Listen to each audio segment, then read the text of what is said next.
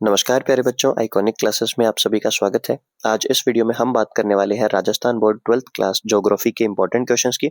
इस पेपर को अगर आपने लास्ट तक देख लिया, पूरा वीडियो आपने कंप्लीट कर लिया, तो 100% आपके ज्योग्राफी में नंबर नहीं कटेंगे। और चैनल को सब्सक्राइब जरूर से कर लेना, क्योंकि इसका सेकंड पार्ट भी आएगा और उसमें भी आपको बेहतरीन क्वेश्चन देखने को मिलेंगे। चलिए बिना टाइम वेस्ट किए हम सीधे मुद्दे पर आते हैं।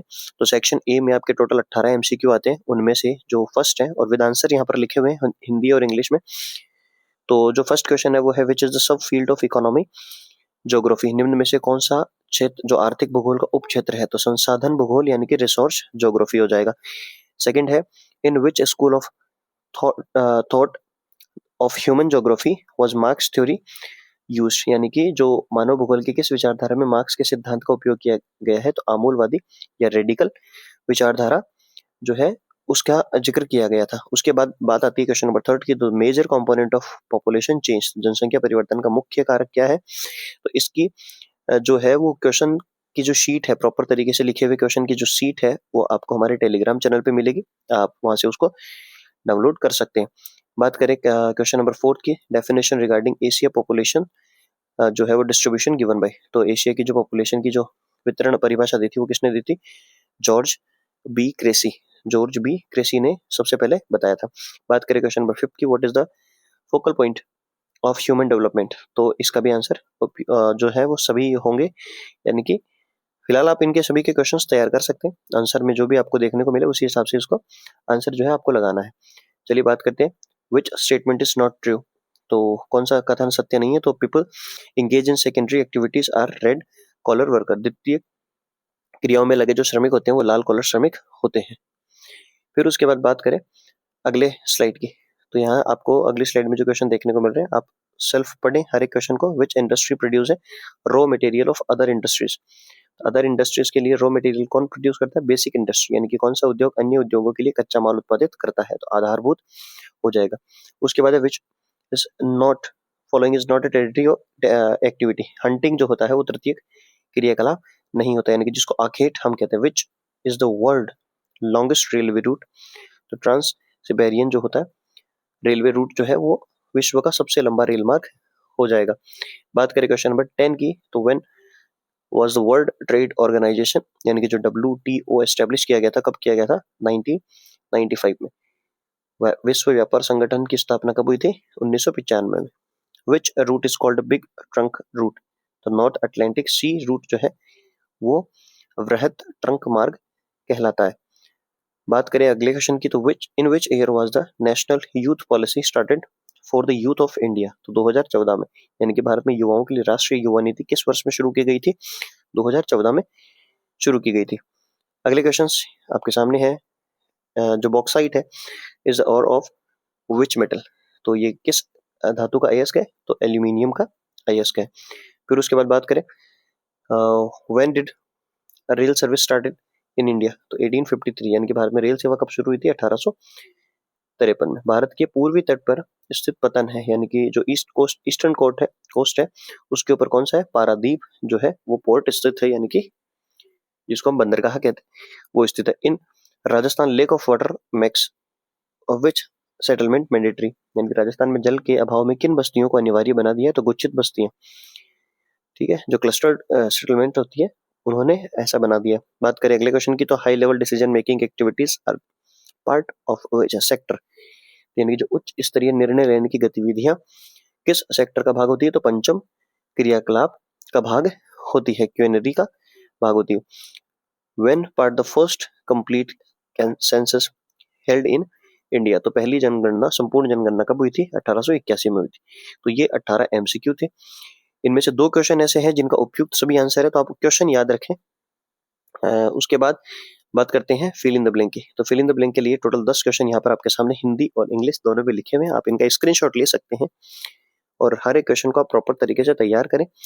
हर एक क्वेश्चन को हम पढ़ेंगे तो फिर वीडियो बहुत लंबा होगा, तो आप इनका स्क्रीनशॉट लेकर इसकी तैयारी आप सेल्फ कर सकते हैं।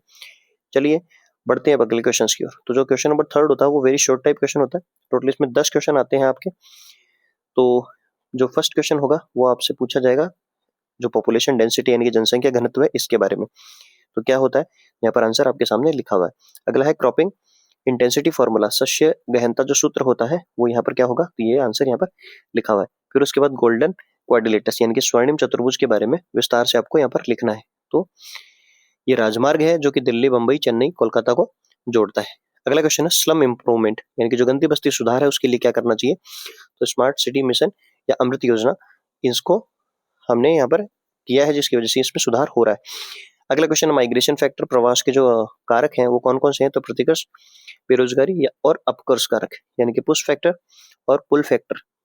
फिर उसके बाद एम्पावरमेंट यानी कि सशक्तिकरण, तो विकल्पों को चुनने की शक्ति और स्वतंत्रता, power to make choices and freedoms, उसको हम क्या बोलते हैं, एम्पावरमेंट या सशक्तिकरण कहते हैं। GATT यानी कि गेट की फुल फॉर्म क्या होती है, तो general agreement of tariff and trade, प्रशुल्क और व्यापार पर जो सामान्य समझौता है उसके ये जो फुल फॉर्म हो जाएगी GATT की। फिर बात करें सेक्शन बी की, तो सेक्शन बी जो है उसमें आपके टोटल 1.5 नंबर के जो क्वेश्चन आते हैं वो 10 क्वेश्चन आएंगे। तो फर्स्ट जो इसमें क्वेश्चन होगा चैप्टर, ये क्वेश्चन नंबर 4 ये होगा पॉसिबिलिज्म यानी कि जो संभववाद होता है इसको आपको एक्सप्लेन करना है क्या होता है, तो प्रकृति अवसर प्रदान करती है, मानव उसका उपयोग करता है। और ये इसकी डेफिनेशन जो की थिंकर है वो कौन है, विडाल डी ब्लास। फिर उसके बाद क्वेश्चन नंबर 5 की बात करें, भारत में चिकित्सा पर्यटन को आपको यहाँ पर एक्सप्लेन करना है, मेडिकल टूरिज्म इन इंडिया। चलिए बात करें अगले क्वेश्चन की, तो यूटिलिटी ऑफ साइबर स्पेस यानी कि जो साइबर स्पेस है उसकी उपयोगिता को यहाँ पर आपको जो है शॉर्ट नोट्स लिखना है। क्वेश्चन यहाँ पर लिखे हुए हैं, बाकी आंसर जो है वो प्रॉपर तरीके से पूरे नहीं लिखे हुए हैं, शॉर्ट नोट्स की तरह लिखे हुए हैं, आप इनको याद रखिए, की पॉइंट्स हैं आपके लिए। फिर उसके बाद आपको आंसर उसी तरीके से लिखना है।